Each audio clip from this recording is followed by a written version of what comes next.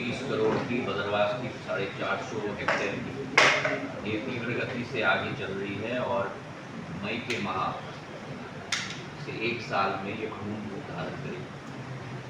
शिवपुरी झांसी की link road मेरे स्वीकृति के बाद अब जल्द से जल्द तैयार हो जाएगा और इस माह के अंत तक, जून के माह की शुरुआत तक ये रोड पूरी तरह से तैयार हो जाएगी, जो एक बहुत बड़ी सिरदर्द हम सब के लिए रही। ये 25 करोड़ की राशि से ये सड़क पूरी रूप से तैयार हो जाएगी। ट्रांसपोर्ट नगर की डेवलपमेंट भी तीव्र गति से चल रही है फेज़ 1 की, और मुझे सूचित किया गया है कि इसमें सबसे बड़ा लाभ होगा अगर 7.5 किलोमीटर की कनेक्टिविटी ट्रांसपोर्ट नगर झांसी रोड से हम लोग कर पाएँ, तो फिर तीव्र गति से लोग इसको अपनाएंगे।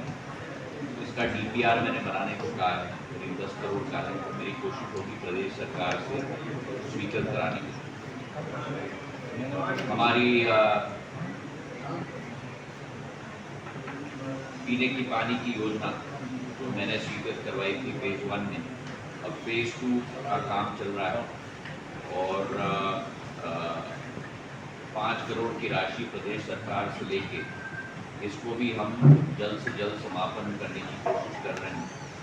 ये दोनों अमृत 1 जो मैंने स्वीकृत करवाया था और अमृत 2, 70% शहर की पानी की पाइपलाइन की अधोसंरचना से इसमें सम्मिलित है।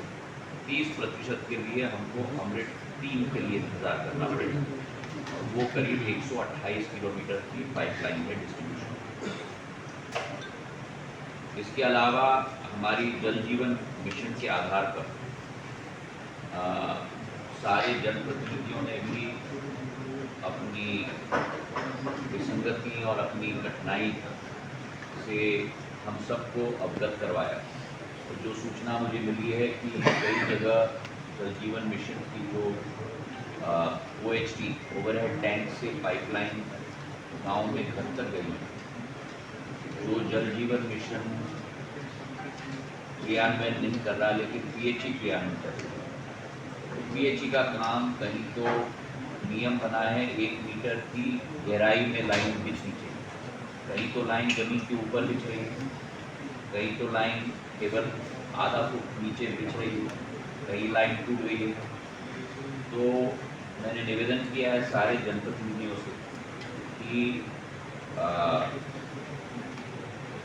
1 हफ्ते के अंदर हम लोगों का एक प्रोसेस हम लोग शुरू करें, जहाँ फोटोग्राफ के साथ हमारे जनप्रतिनिधि PHE और कलेक्टर साहब के प्रतिनिधि जाके फोटोज़ के साथ हर एक पंचायत का जो वस्तुस्थिति है उसका रिकॉर्ड बनाएं और रिकॉर्ड बनाकर जहाँ जहाँ कमी उसे सुदृढ़ करने का कार्य प्रदेश सरकार से और PHE विभाग से हम लोग करवाएं। जहाँ जल जीवन मिशन जहाँ कार्य शुरू नहीं हुआ, वहाँ हमारा जल निगम उस कार्य को अपने अधीन ले सकता है, और जहाँ कार्य शुरू हो गया है उसे PHE को ही खत्म करना। तो जनप्रतिनिधियों ने भी मैं धन्यवाद देना चाहता हूँ, उन्होंने आगे आके बोला है कि हम पूरे सबूत लेके आएंगे ताकि उसके आधार पर PHE का कार्य गुणवत्ता के आधार पर हो पाए, इसे हम लोग स्पष्ट कर रहे हैं। रेलवे ओवरब्रिज मैंने आप लोगों को कल ही प्रोग्राम में सूचित कर दिया था कि रेलवे ओवरब्रिज का काम होने का तीव्र गति से चल रहा है। रेलवे ने भी अपना भाग का कार्य शुरू कर दिया है और जल्द से जल्द वो ROB हम लोगों का टोली रोड का तैयार हो जाएगा। अब कलेक्टर साहब के अधीन मैंने 6 योजनाओं को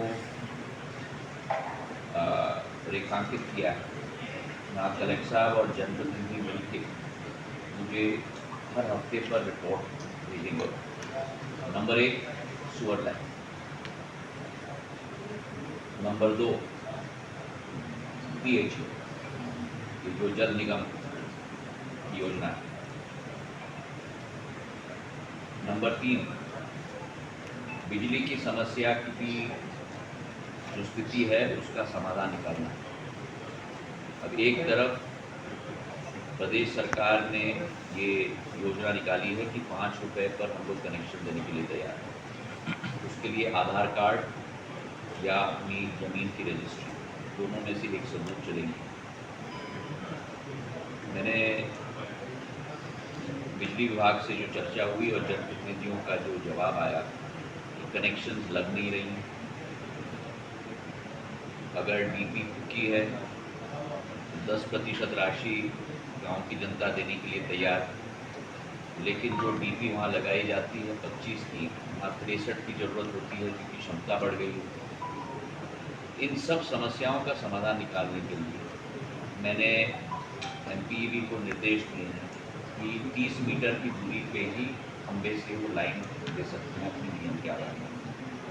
वो नक्शे पर बनाकर हमारे जनप्रतिनिधियों को दें और जनप्रतिनिधियों ने अपने तरफ से ये स्पष्ट किया है कि हम लोग गांव-गांव में जाके सर्वे करेंगे और मालूम करेंगे कि कौन लोग इच्छुक हैं ये कनेक्शन लेने के लिए जो 30 मीटर के बाउंड्री में आते हैं, और उनकी सूची बना के हम लोग एमपीईबी विभाग को देंगे। उसके आधार पर एमपी विभाग वर्तमान के कनेक्शन और भविष्य के ये अतिरिक्त कनेक्शंस को मिलाकर क्षमता का अनुमान लगाएंगे कि वहाँ 25 से चलेगा या 63 की जरूरत है, और उसी के आधार पर उस पंचायत या उस गांव में कैंप लगाकर जिन लोगों के नाम सूची में दी गई हैं जनप्रतिनिधियों के आधार पर उनको कनेक्शन दिया जाएगा और उस क्षमता का ट्रांसफार्मर वहाँ लगाया जाएगा। अगर 25 से काम चलेगा तो 25 का लगाया जाएगा, अगर 63 से काम चलेगा तो 63 का लगाया जाएगा।